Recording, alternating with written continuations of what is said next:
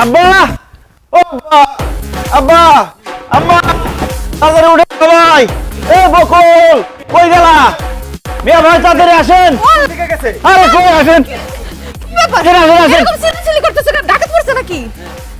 আরে ডাকাত পড়বো কেন কালকে থেকে পবিত্র মাহে রমজান শুরু হইতেছে সেহরি খাওয়ার সময় হয়ে যাইতেছে আর তোমরা সবাই নাক ডেকে ঘুমাইতেছো সেহরি খাইতে হইব না রোজা রাখতে হইব না না না এত রাইতে আমি কিছু খাবো না, আমি ঘুমাইতে গেলাম।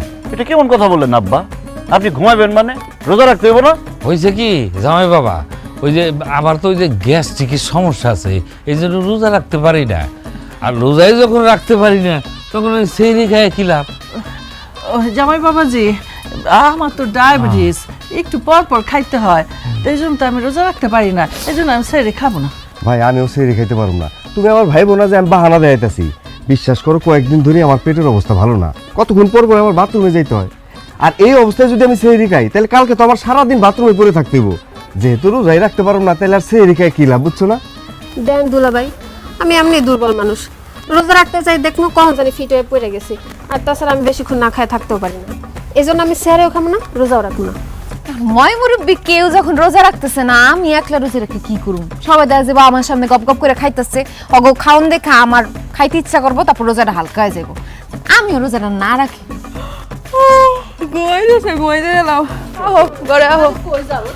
এই খবরদার কেউ ঘুমাতে যেতে পারবেন না। এখন যদি আপনারা সেহরি না খান রোজা না রাখেন, আমি গ্রামবাসীরা কয়ে দেবো আপনাকে পরিবারের কেউ রোজা রাখে না, সবাই বেরোজগার।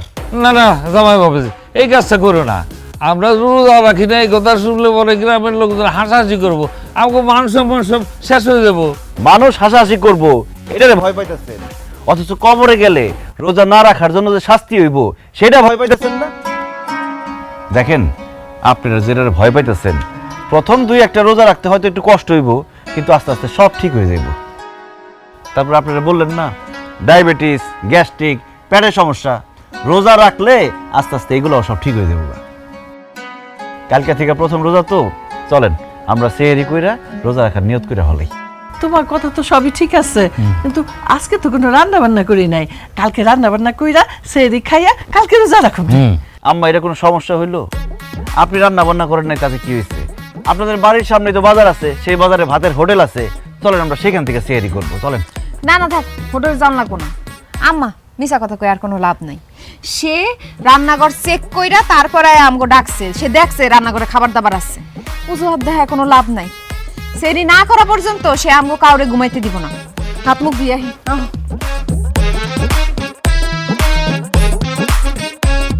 আমার সাথে ভণ্ডামি, তোমাদের মতো ভণ্ডরে কিভাবে সাইজ করতে হয় আমি খুব ভালো করে জানি। আব্বা তো চোখে কোথাও না, ঘুম ভাঙে না এখনো। আম্মা রোজার নিয়ত করে খান কিন্তু।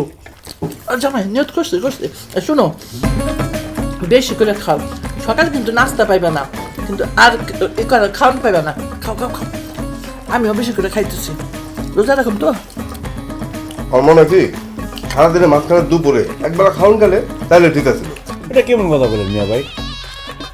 হ্যাঁ, আমগো ছোটবেলায় তো আমরা যখন দুপুরে খাই লইতাম, আম্মা কইতো যে 2-3টা রোজা হয়ে গেছে, আমরা সারাদিনই খাইতাম আর রোজা রাখতাম। ওই নিয়ম ঠিক আছে। আরে ছোটবেলায় ওটা আলাদা কথা, আবার আপনি কোন ওই নিয়ম ঠিক আছে, বড় জন্য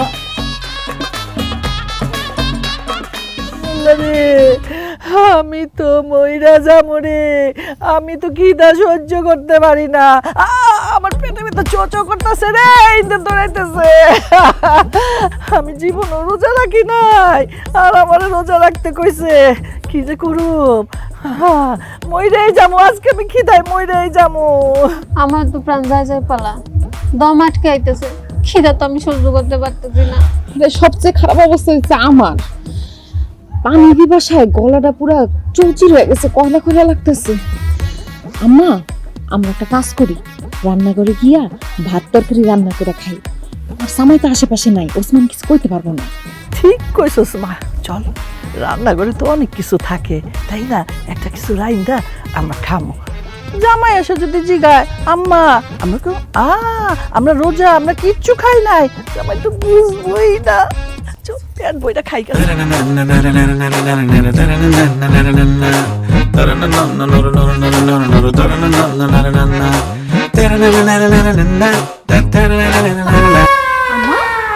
রান্নাঘরে দেখি তালা দেওয়া, রান্নাঘরে তালা দিল কে? রান্নাঘরে তালা আমি মারছি। কেন আপনি আমগো রান্নাঘরে তালা দিবেন কেন? রান্নাঘর খোলা থাকলে শয়তানে তোমাকে লারবো সারবো।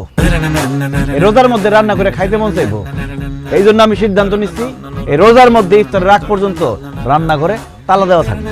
কি কোন আপনি? আমরা রোজা রাখছি না সবাই, আমরা খাইতে যাবো কেন? আসলে রান্নাঘরে আমগো অন্য কাম আছে। ও জামাই, ও অন্য কাম আছে? রান্নাঘরে আবার অন্য কি কাজ?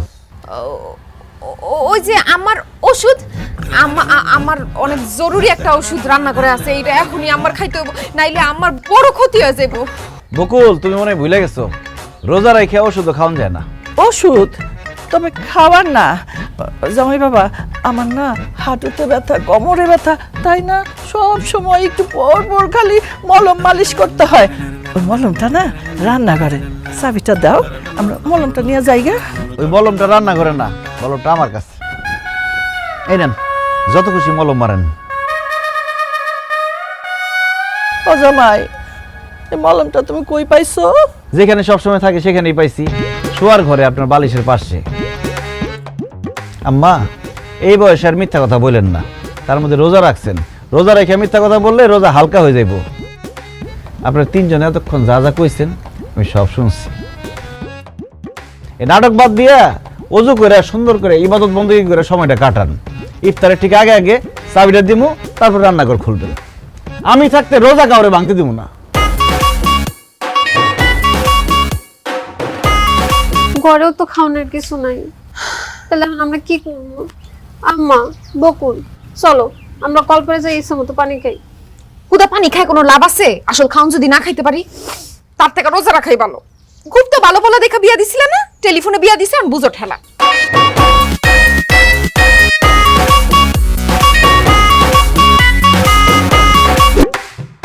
আল্লাহ রে, আর তো সহ্য হইতেছে না। আসান কখন দিব, খিদা লাগছে তো। ওরে আল্লাহ রে, কি শুরু করলা তোমরা? এরকম করলে রোজা হালকা হয়ে যাবো। আর 5 মিনিট অপেক্ষা করো। আর 5 মিনিট? গড়ি মনে আজকে থাইমা গেছে, গড়ি আজকে চলবো না। 1 মিনিটে মনে হইতেছে 1 ঘন্টা। আল্লাহ রে, খিদায় মরে যেতেছি তো। ঠিকই বলছেন আম্মা, মানুষের জীবনে সময় আর খাবার কতটা মূল্যবান এটা শুধু ইফতারের সময় বোঝা যায়। কি করতেছেন? আজান দেন। হুজুর মাইকটা অন কইরা মাত্র দোয়া পড়া শুরু করছে, মুখের মধ্যে খাবার দেয়া বই রইছে। এই হুজুর গেল কই? হুজুর মনে হয় আজকে আজান দিতে ভুলে গেছে। আব্বা, আমি বসা থেকে এখন উঠা পারলাম না, আমার শরীর খুব খারাপ লাগতেছে। আমার মনে হয় সে ভুলে গেছে আজান দিতে। আব্বা, হুজুর আজান দিতে ভুলে নাই, আজানের সময় হলে ঠিকই আজান দিব, একটু ধৈর্য ধরেন। হে হুজুর, একটু আজান দেন হুজুর, খিদা লাগছে, আজান দেন। এই আজান দিচ্ছে, সবাই খেজুর মুখে দিয়ে বিসমিল্লাহ বলে খেজুর মুখে দাও।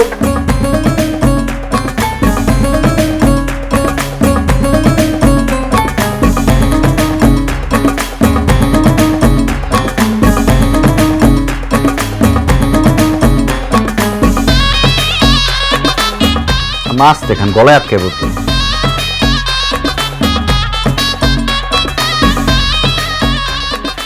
আলহামদুলিল্লাহ। ওরে আল্লাহ রে, পেটটা শান্তি হলো, কিন্তু শরীর তো খুব দুর্বল হয়ে গেছে। আমি যাই একটু ঘুমাই, আরাম করি। আমার শরীরটা ছাইরা দিছে বুকলে বাপ, আমি যাই ঘুমাই গা। ঘুমাবেন মানে? আব্বা আম্মা কি বলতেছেন আপনারা এইসব? মাগরিবের নামাজ পড়বেন না?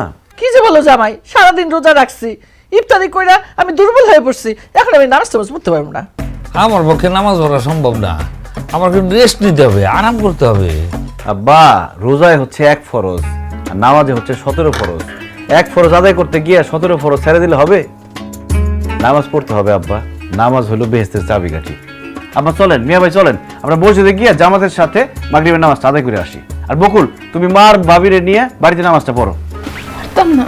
কেন? রোজা রাখছি না, প্রথম শরীরটা খুব খারাপ লাগতেছে। আজকে রোজা রাখছি, কালকে তো নামাজ পড়বো। কালকে তো নামাজ পড়তে হইব, তা আজকে নামাজের কি হইব? যাও, 3 জন একসাথে নামাজ পড়ো। আম্মা যাও, উঠো। আরে উঠো না কেন, উঠো। উঠতাছি। হ্যাঁ, আমার মানুষ কিছু কইতেও পারতেছি না। আব্বা চলেন, মসজিদে চলেন, আসেন। তোর কি মসজিদে কষ্ট করে যায় নামাজ না পড়ে বাড়িতে যে কোনো সময় পড়ে নিবি? কি কর না কর, সুস্থ সবল মানুষ জামাতের সাথে নামাজ আদায় করুন, সব বেশি হইব। আর যে কোনো এক সময় পড়বেন মানে মাগরিবের রক্ত থাকে নাকি এতক্ষণ? তাড়াতাড়ি আসেন আসেন।